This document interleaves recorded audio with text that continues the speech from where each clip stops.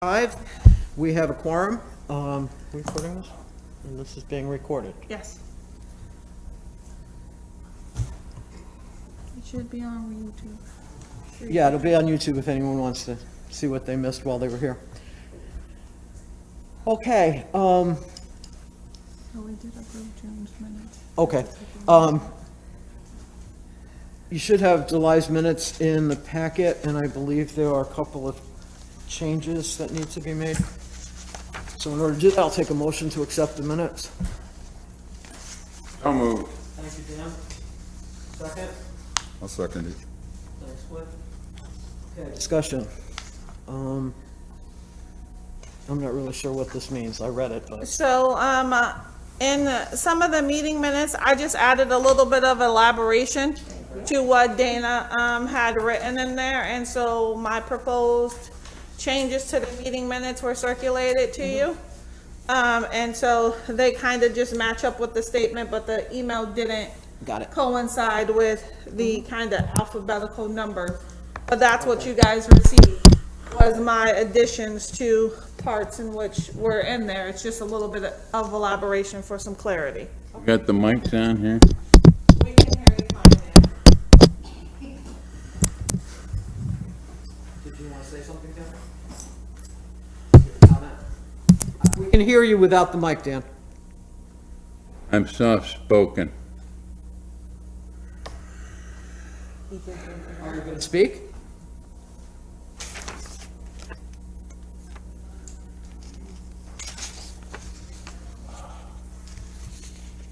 Okay. Hearing no discussion. All those in favor of approving the amended minutes? Please Aye. say aye. Aye. Aye. Anyone opposed? Carried. Yes, Dan. I was just trying to turn my mic on.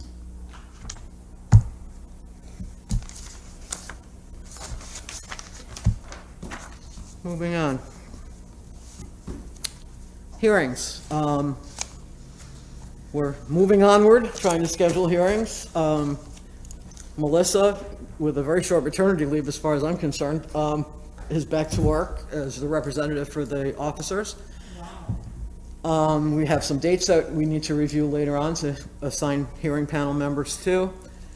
We're trying to catch up. It's taking some time, but we're moving forward with the hearings that have an 18-month extended, that are reaching the 18 months that an officer can be disciplined on.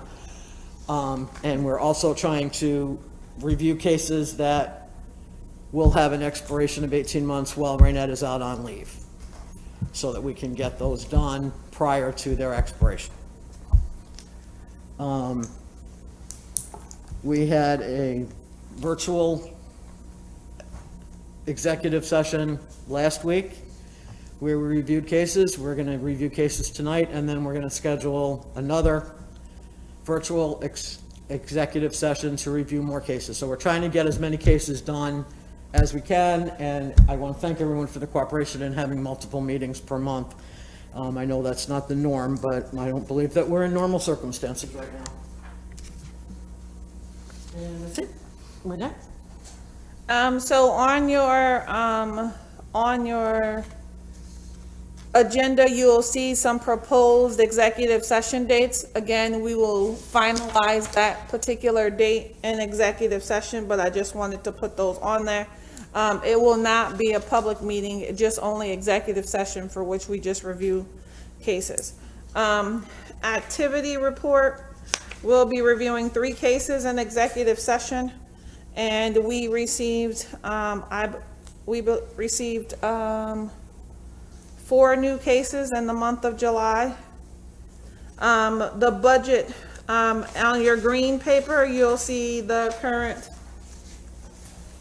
budget as it relates to right now, what we have and what expenditures. We have not spent any money in this fiscal year as of yet, because we had to wait for some of the items to be on the Common Council agenda, which they just were. Again, we had talked about last month the motion to increase the outside counsel from 15,000 to 16,000, so we could finish out the 2021 fiscal year, and that passed the council vote last week. We had to go before the council for them to okay the outside legal counsel for this fiscal year, 2022, and that's in the amount of 13,000, and that we waived the RFP process with regard to that, since we like to keep Blue Sky Holstein as our attorney because they understand the needs of the CRB without going through another RFP process. Freeland Investigation Services, we asked that the RFP be waived on that particular agenda item as well, and that was approved by the council for the same reasons. His budget is currently $10,000. We did have a discussion with Joel, Councilor Majoke, as it relates to increasing that, so that while I am out on maternity, a private investigator can be investigating cases while I'm out. As Lori talked about, we will be moving on. So currently we have cases that have an 18-month deadline that are in December and January, and we are going to be reviewing them in September. So if we receive a case during the month of August that has a deadline of December or January or November, we'll review them expeditiously. That's the reason why we need to be having these extra executive sessions, is to make sure that we do not get behind. So my intention is to have the investigations done all the way through the month of January, as long as we have them prior to me going out. As you know, Lori has stated that we are moving along with the hearings.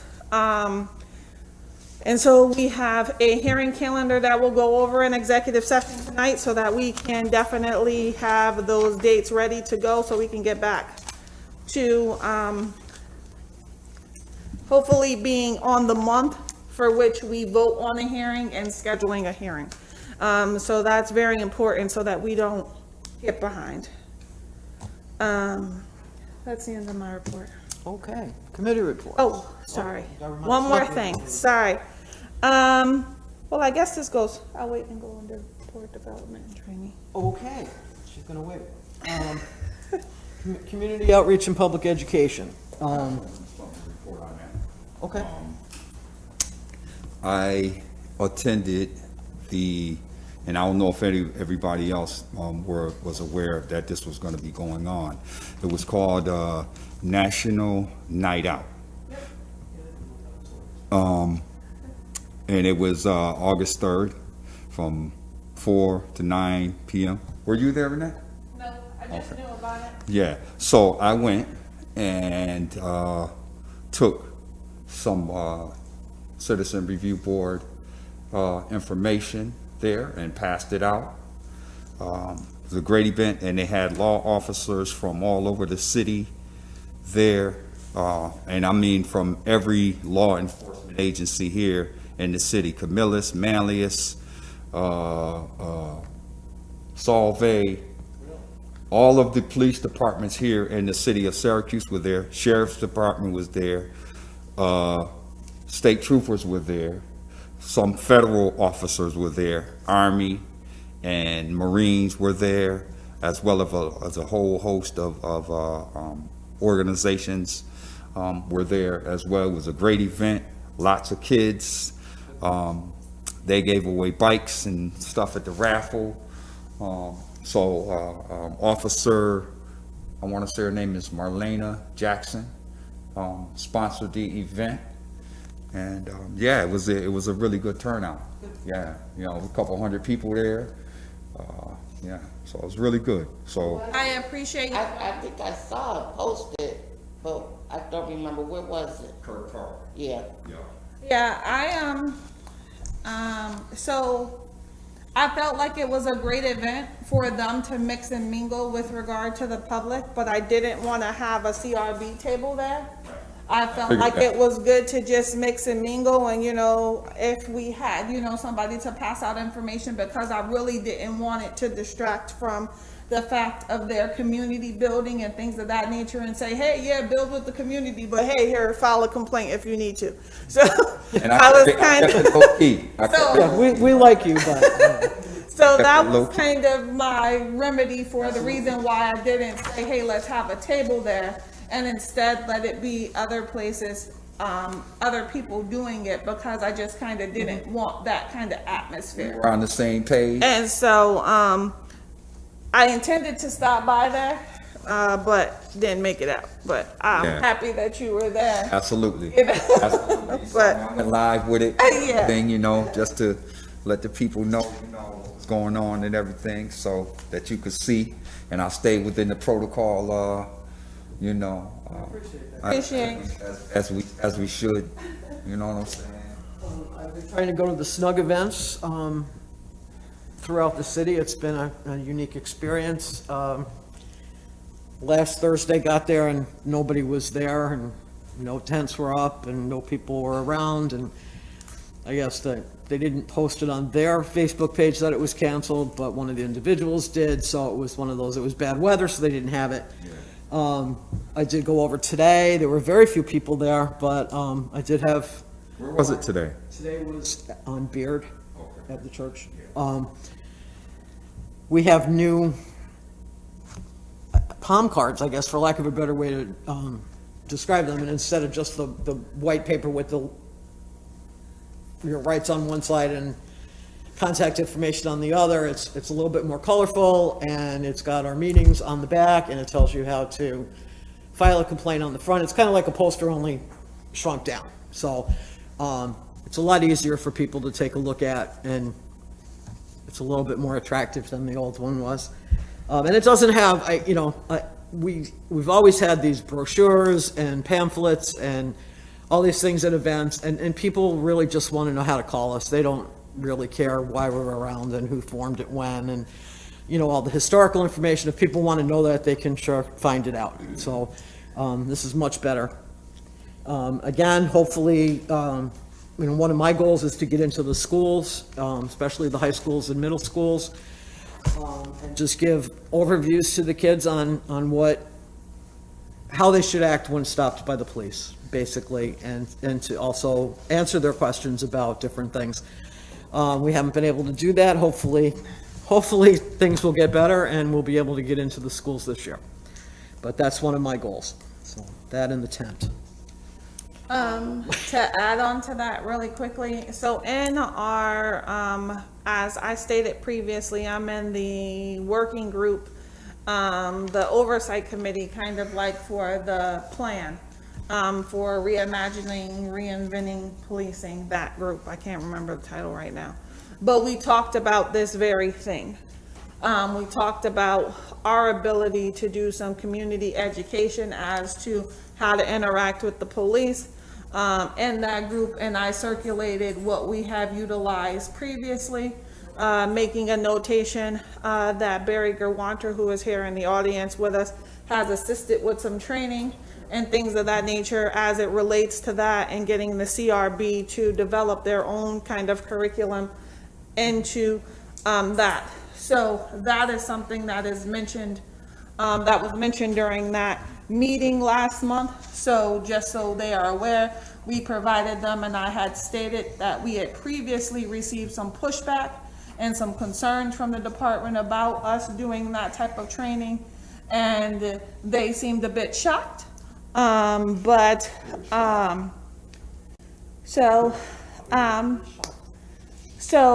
I, circulated the information on purpose, and I have not heard anything back. And I figure in our next meeting, we would go over that and see if anybody that I circulated it to had any issues with regard to that.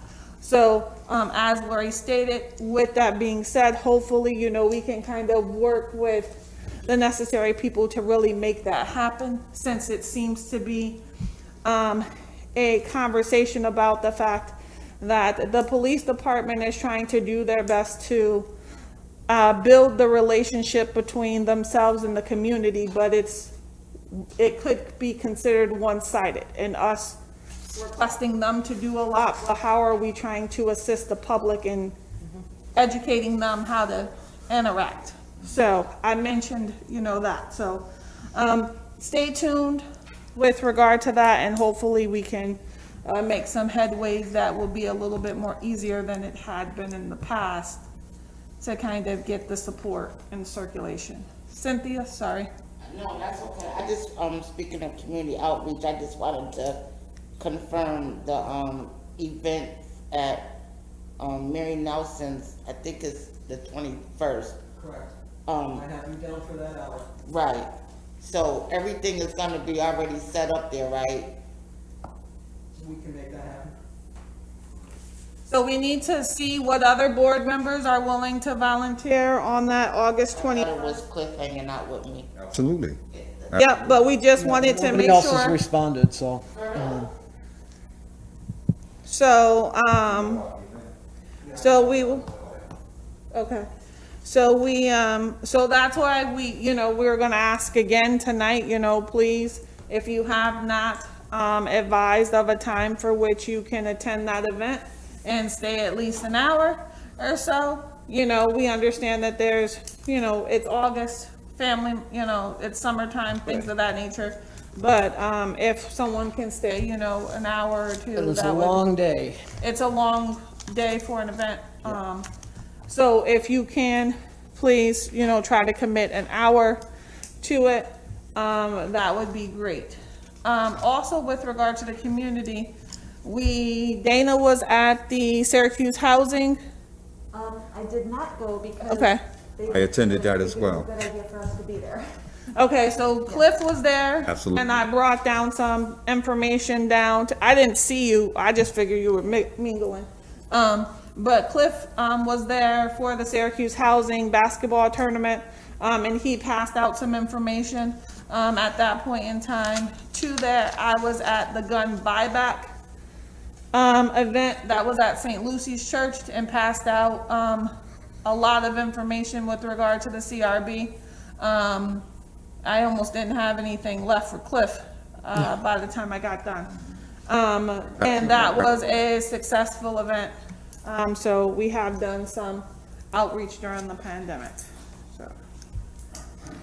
So again, if anybody has any events that they want a presence at, please let me know or Roberto, and we'll see what we can do. Next would be Board Education and Training. So, in you guys' email, I sent an email link about some documents that had been published through NACO, but through the Community Oriented Policing Services known as COPS. And it talked about the evolution and growth of civilian oversight. And the links were right in the article. And if you guys need a printed version, just let me know. So there was a report on key principles and practices for effective sustainability. And there was a report on the state of the field and effective oversight practices. So I sent those to you in an email. You should be able to click that, and I would say that it would be to your advantage to read those documents. I would love to have a comparison between those documents and our current ordinance or legislation, and look to see how we as a body can continue to hit those key principles and practices and, be as effective as we can. So if you need a paper version of that document, let me know. And then what we can do is I can make sure that that gets printed out for you, so that you have it in that version if reading it electronically is too much. But I didn't want to sit here. One of them is 100 and something pages, so I did not want to go ahead and make 11 copies of them if we weren't all going to read it. So. And then I'll take one. Okay. So I will print those out.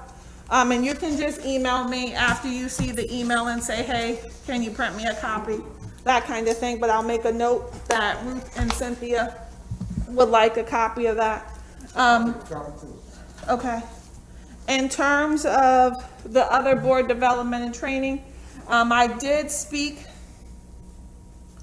with the grants department as it relates to the $5,000 that we received previously from the Department of Justice through the police department when they were requesting an initiative. I was advised that they could put in the information for us to get that $5,000. Again, it has not appeared before the council as of yet, so it's still in the works. So we would be able to utilize that for training related travel, and things of that nature. So with that being said, I announced before that Bobcat was trying to do an interactive training with us, which was going to cost about $1,000. And if we went ahead and did that, we would have the money to cover it. But if not, we were trying to look at something where he was just going to be here for a half a day and it'd be less interactive, but it would cost us still about $500. So we kind of have to look and see what's going on with that. So we now have a full board with a total of 11 members. So we want to try to get the training scheduled, but we want to make sure we have the funding and things of that nature. So we're looking at that. And so I think that is the end of that. Government relations, we continue to meet with Joel on the last third Tuesday of the month. Sometimes virtually, sometimes just on the phone, but for those of you that don't know, one of the things that came up over the past couple of months was several counselors saying that, you know, they didn't realize they were invited to meetings and they didn't understand, they didn't always know what we were doing, et cetera, et cetera. And after that, of course, we know that that's not true, but, you know, in the era of trying to be kind, we have set up a meeting monthly with Joel, who is the chair of the Public Safety Committee. So there's no doubt as to what at least he knows, and his committee. So we continue to do that, and that's about it on that, right? With government Right, we relations. will try to have a meeting with before I go out, with the entire Public Safety Committee Yes. meeting, just to discuss some things, but we did let him know what our plan was as it relates to me being out, the utilization of the private investigator. He alluded to trying to get us some more money, but we don't know. And I will say that we have been contacted by the media several times recently about the part in the mayor's plan that has to do with police relations and police accountability that has been listed in the ARPA funds, which is the reason why I sent that information out about the ARPA and them having the discussions about it. But as of right now, the council has not requested that any of the ARPA funds be allocated to the CRB. And that's how it would have to go. So it would have to be some sort of request in that sense. So I would say call your common counselors as it relates to that. Talk to them and see what they could, you know, be willing to allocate to us as it relates to funding. Because remember, we asked for 4 positions in the budget and we were denied all of those. And some of the reasons, you know, especially for that full-time investigator, would be awesome at this point in time to have while we continue to try to move forward. So those are the type of things that if we list police accountability, you would, you know, allocate some funds that way. But Well, they didn't deny its funds yet, because nobody asked for it, but they did well, deny with us the regard to positions. ARPA, yes. Yep, ARPA is the American Recovery Relief money, something of that nature. But that's the reason why I circulated when they were going to have that discussion about that. And you can review the Common Council meetings that they just recently had, and they break down the funding that they have already decided on where funds are going to go. You can see that information on the YouTube, on the city's YouTube channel, so you can know where those funds are going. Trees. Just wanted to mention the trees, that's all. 2 million. Lots of trees. No mural, but trees. Okay, that being said, So they approved the trees? yes, the trees were Oh approved, my God. but there's arguments for and against trees, I guess. Police relations, our next police liaison meeting is September 2nd. That would be our quarterly meeting. And that's our police relations. Raynette continues to meet with the chief, virtually, I assume. Yeah, so we met for our monthly meeting this month, and we talked about what outstanding responses we needed on findings letters. We talked about getting our large group back around the table as it relates to our lawyer, corporation counsel, the chief, Mark Russin, Lieutenant Izzo, all of the parties that we were having these meetings with, to get them back around the table with us so that we can continue to move forward as we had done during the COVID season, and getting things, worked out. So he stated that he would circle back with Kristen as it related to that. I also mentioned that we were trying to figure out whether or not we were going to continue to subpoena officers to hearings. I let him know that, we were kind of on the fence as it relates to it, in terms of the cost that it costs the CRB to serve the officers with the subpoena, the cost that we are spending, not us spending, but the department is spending as it relates to their outside counsel for the officers, and trying to figure out whether or not it's a good allocation of funds, and are we really getting the most out of it. So that was something he was going to follow up with Kristen about and have that conversation, so then when we got back around the table, we would maybe have a better discussion. Joe, as it relates to the motion, we did get clarification about the motion that we did, or the resolution that we did last month, and it was advised that Ryan, our outside counsel, needed to give us the opinion rather than corporation counsel give us the opinion, because for all intents and purposes that would be a conflict for her to give us opinion. So we are waiting for our attorney to give us an opinion as to whether or not we can conduct an investigation into the marijuana kind of thing that occurred. We are waiting to hear back from that. Go ahead. I just want to chime in on the subpoena situation.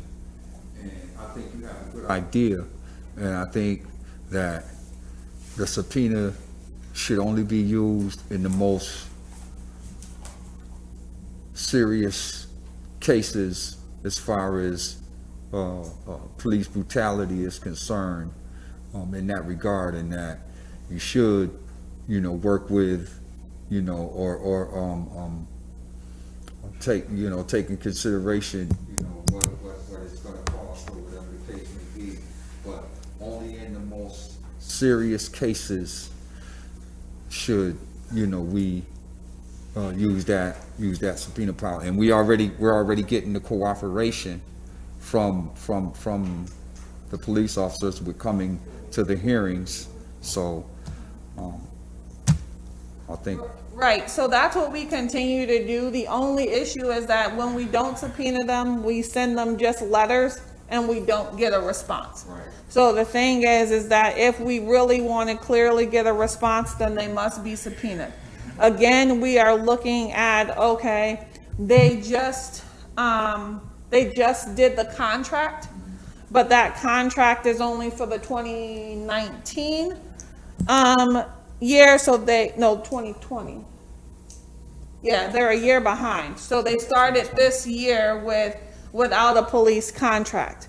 So if you look at that, we will be pushing for there to be the CRB like we did before, the CRB included in those negotiations again, as to be put into that contract and try to see if we could do it that way. As you know, we do only subpoena in egregious cases, but we'll still try to put it on at the table in which, so we don't have to. But if it's not going to be in the contract, then yes, we are going to have to subpoena them in those most egregious cases.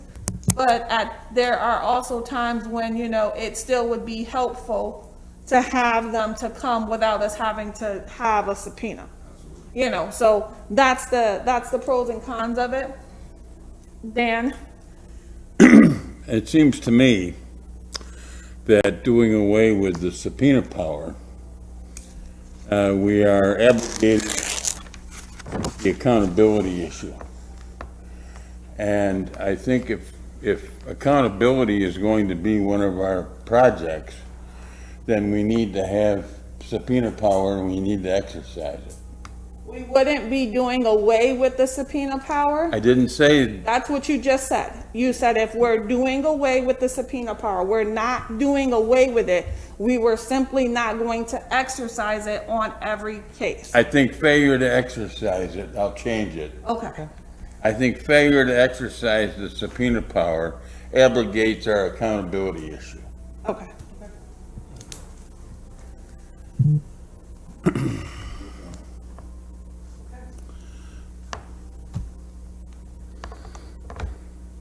New business.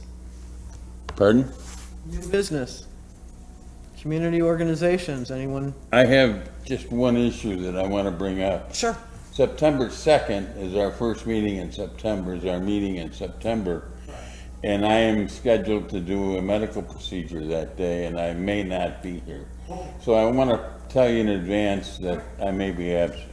Okay, thank you. And I think I already said that I would be, because I go on vacation the end of August, and I won't be back until September the 4th.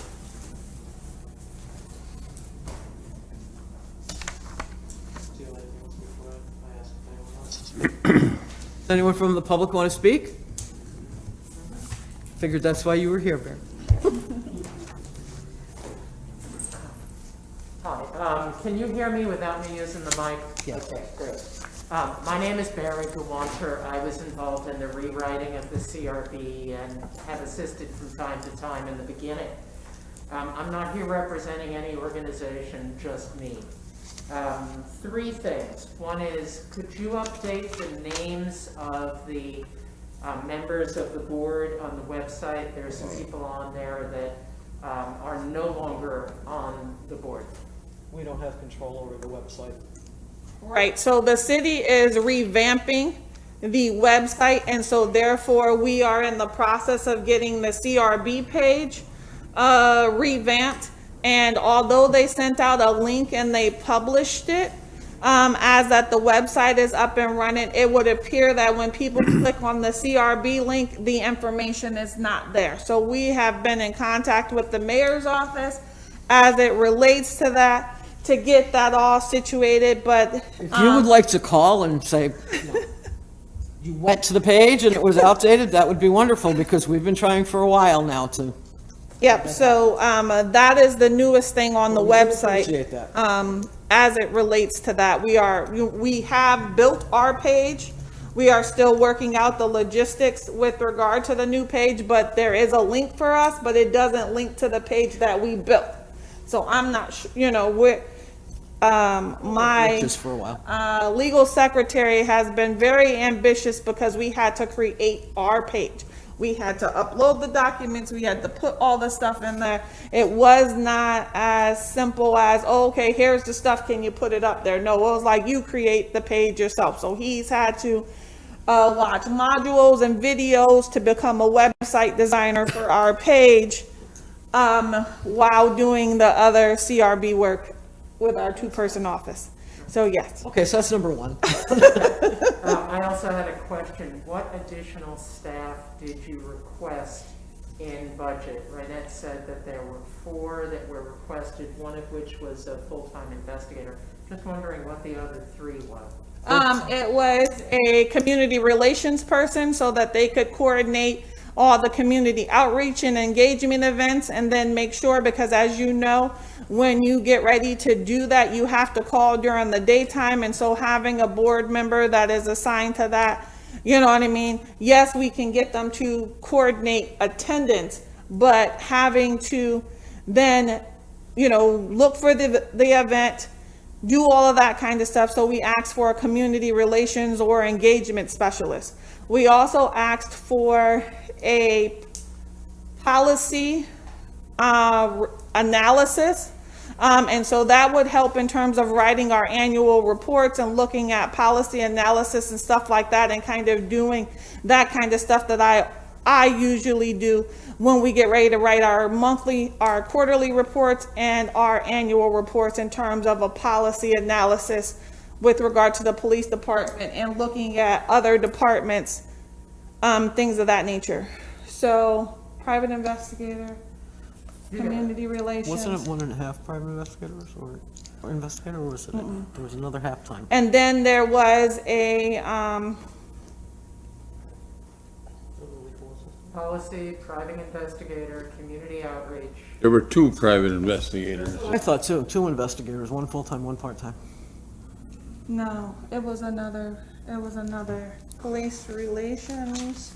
No, I think, can't- my memory of the discussion was that there might be a conflict of interest, and so we should have 2 in that event, and that's why we have 2, or we're supposed to have 2 private investigators. I will email you that, because for some reason I'm drawing a blank as to the last one, but there were 4 of them that we asked for. I know private investigator, community engagement specialist, policy analysis, and there was one more that we asked for, that I can't. I would just encourage you to keep asking for those positions. The CRB with 1 full-time staff person and administrative assistant, vastly understaffed for a city our size.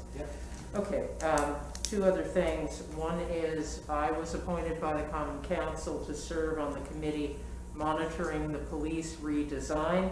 I'm serving with Rynette, so that committee is meeting monthly and monitoring everything that they're doing, and I think that the committee has been really important to make some suggestions, especially for cultural competence and for effective communications.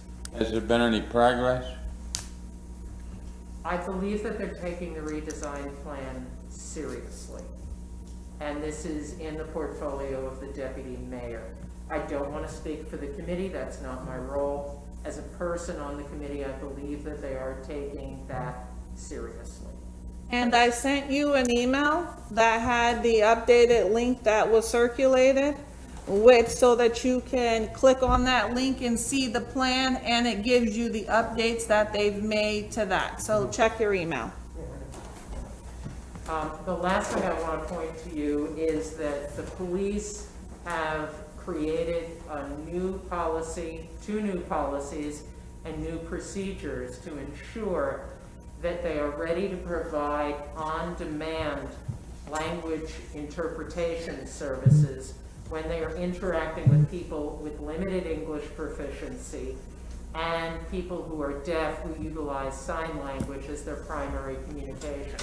There are 2 policies that they've created. One is communicating with people with limited English proficiency, and the second one is communicating with people with disabilities. And this is not only limited to people who are deaf, but also the people who have communication challenges because of some other kind of impairment of some sort.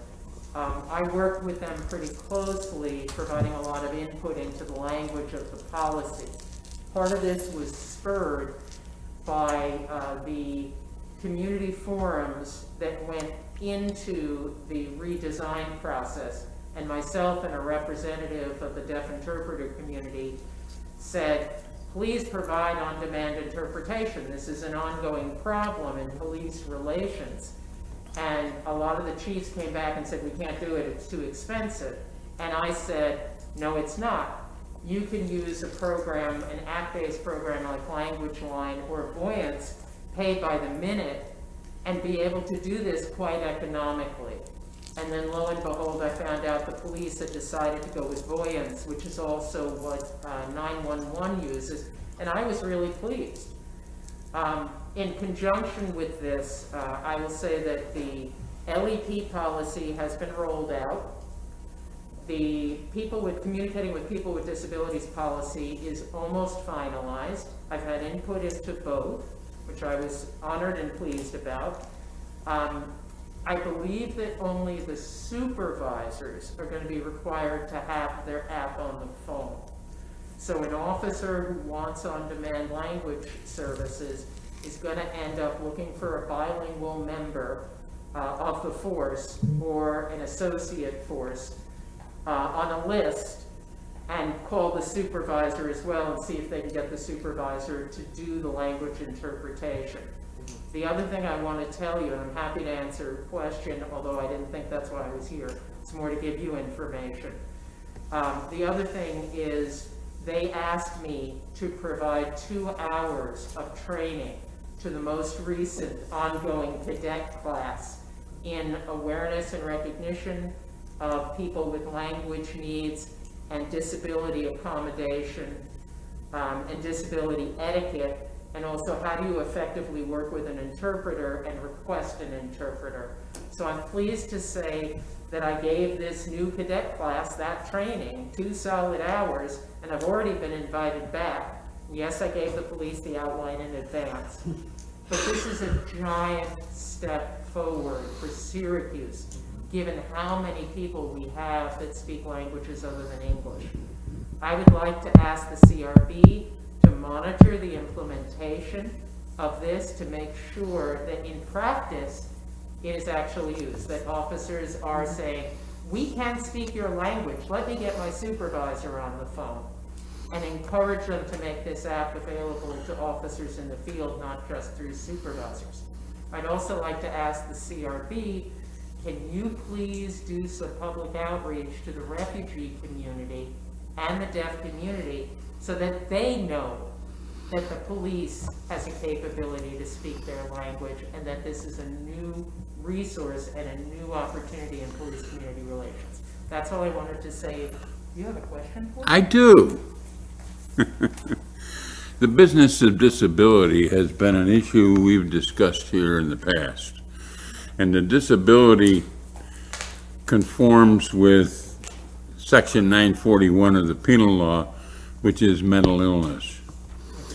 Part of it. What I'm wondering, my question is, and maybe you can answer it and maybe you don't want to, but how are you defining disability?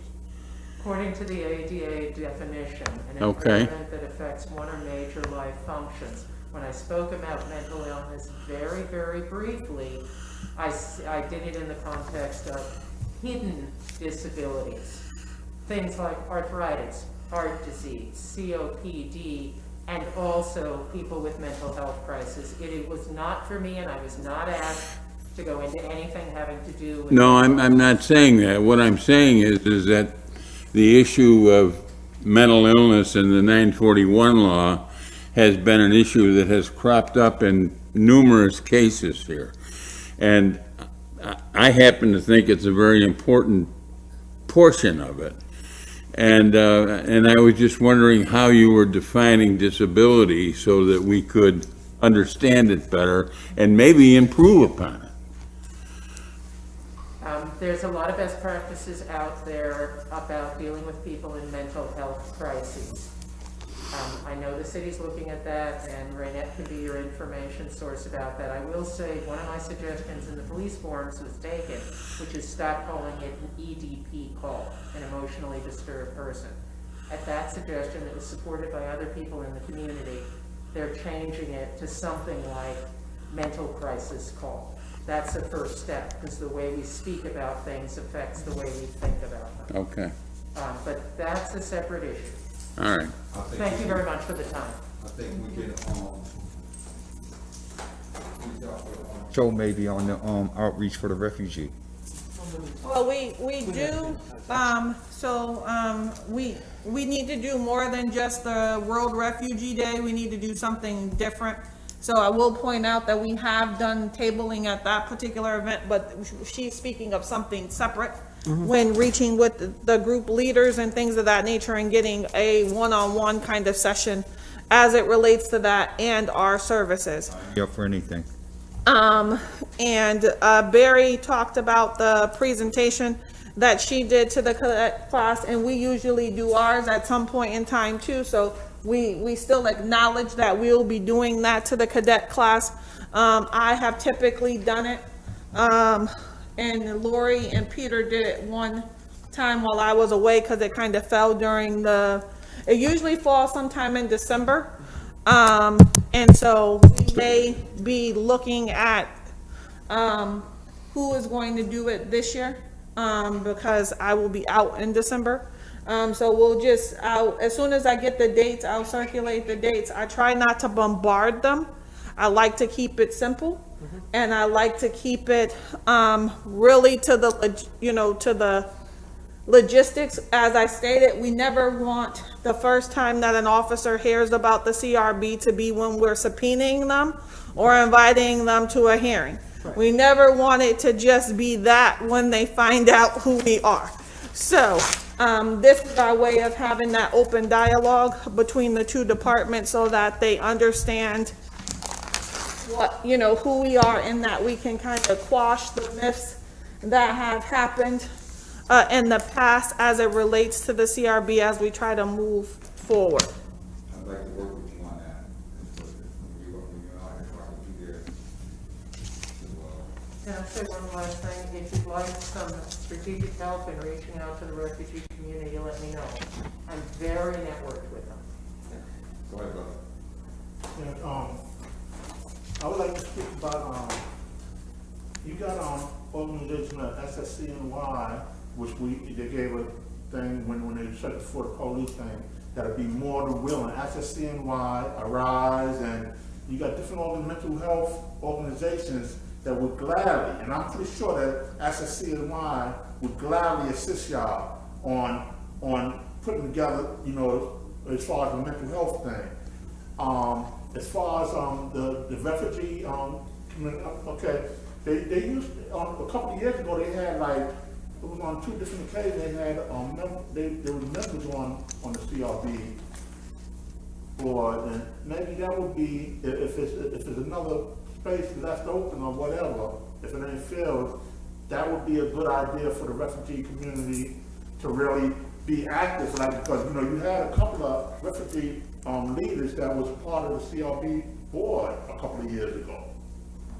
And I don't know what happened or why but they wasn't on there for too long. It wasn't no year or anything like that they was on the board. But that would be my idea of, really, if they really want to participate, they become an active member on the board and relate the information and outreach and so on like that, like that. But as far as that mental health thing, you got a lot of good organizations that will gladly assist as far as that mental health, advice and so on like that, and wordings and stuff like that, We appreciate that. I think, what was that? We went to one place. Somewhere on the north side. Yeah, somewhere on the north side. We went to one place on the north side that had to do with, they provide some mental health services, but we do need to get back reconnected, but it wasn't through Access CNY. I can't remember the name of the place. Small. It was a small place. But the people that participated in the group were actually the people we talked to. So we talked to the people who had mental illness, not the people who took care of people with mental illness. Was it NAMI? Nope, it was, oh my goodness. Was the place down on North Salina? It was close to Reverend Alex's church. There's a place on, It was close to Reverend Alex's church, and Lori and I went, I can't remember the name of it. But we'll reach back out to them, but like, Mustafa is saying, these are other network, opportunities that we can have that will be with the leadership of those and hopefully get a better turnout.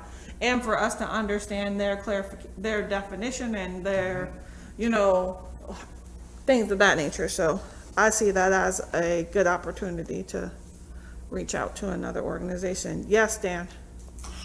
There's a place on Park Street next to what used to be Holy Family Church. Now it's a mosque. And that's where refugees go to learn how to survive in Syracuse by saying hello, and this is the bus I want to take, and so on and so forth. It seems to me to be right in our ballpark. Maybe not the Yankees, but somebody.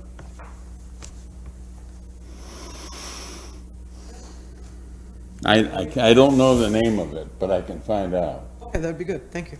I mean, I have some contact information for that too, if you use them. I think I know the building that you're talking about. And I know I've seen the guy at World, I've seen the gentleman at World Refugee Day when they do the flag raising. And I think I've been in a couple of conversations in his presence, but I know where you're talking about. But that's different than the place we are talking about. So we'll reach out to the necessary people. Barry and Ty will get us connected, and also, the soccer player, what's his name? Jai Subedi. Yes, Jai will help us. I didn't know he was a soccer player. Yes, he plays soccer. All these things you learn. So, yes, we'll reach out to them and get connected with. Any other community or new business? No more public comment? Mustafa, you done? Do you have anything else you wanted to say? Okay. All right, that all being said, I would like to thank everybody for coming, appreciate it. We'll follow up on things that you've asked us to follow up on. And I would take a motion to adjourn into executive session. So moved. Second? Second. Good. All those in favor? Aye. Okay. Executive session it shall be. Ken, Downstairs, I believe.